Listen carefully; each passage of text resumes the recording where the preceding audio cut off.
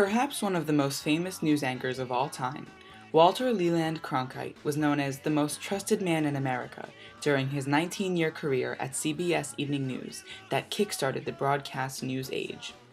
Although today he is known as a symbol of broadcast news, Cronkite did not earn his fame and notoriety as easy as some may think.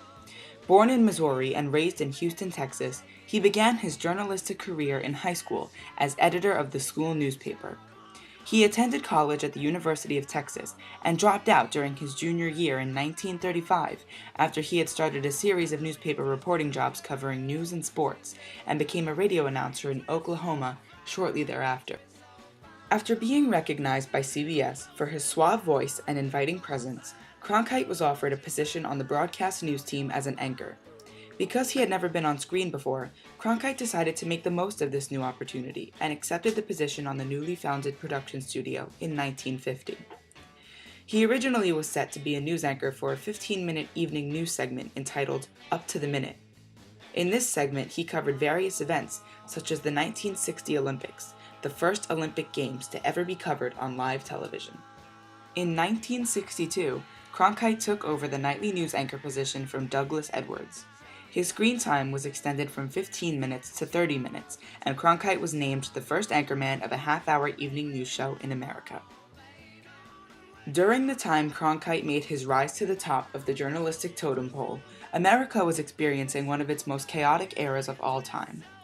The 1940s, 50s, and 60s brought the beginning of World War II, the Vietnam War, the Nuremberg trials, and the assassination of President John F. Kennedy, as well as Martin Luther King Jr.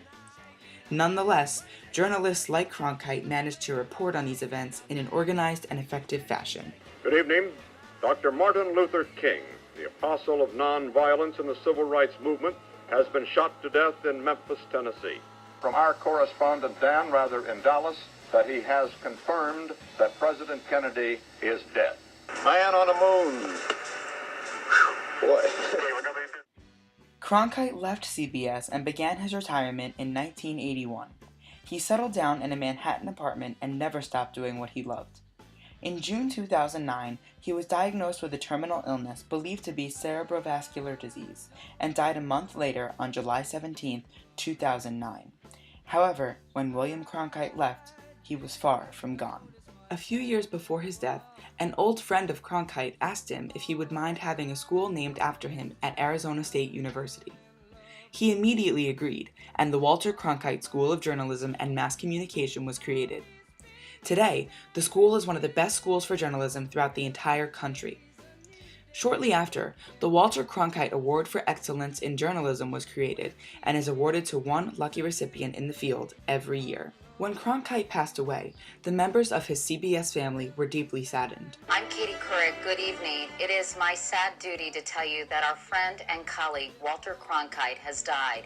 He was 92 and passed away peacefully tonight here in New York.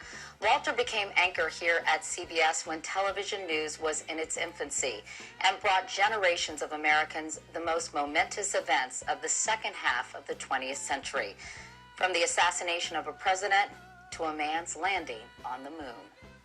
He delivered the news in its purest form, always putting forth truth and balance as two of his main morals. USA Today wrote that few TV figures have ever had as much power as Cronkite did at his height of his career.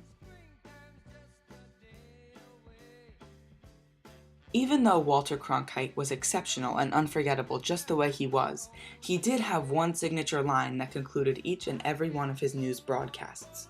To this day, those 6 words can put a smile on any face and immediately identify the great and unforgettable broadcast news vanguard, Walter Leland Cronkite.